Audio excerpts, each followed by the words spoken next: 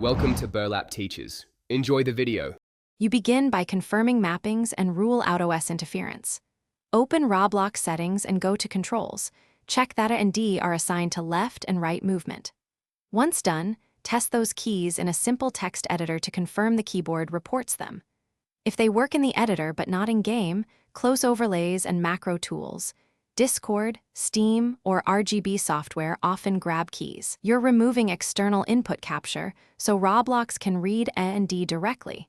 This is the essential first step. Next, you reset and rebind keys inside Roblox to fix corrupted mappings. Switch Control preset, then choose Reset to Default.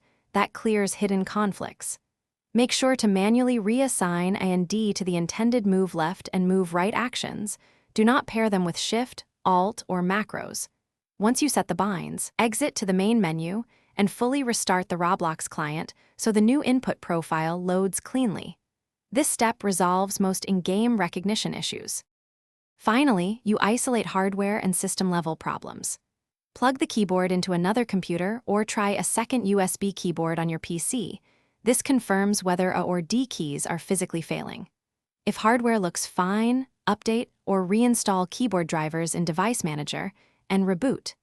Once you've exhausted software fixes, contact Roblox support or prepare to replace the keyboard. Make sure to export or note your custom controls before replacing hardware, so you can restore your exact setup quickly.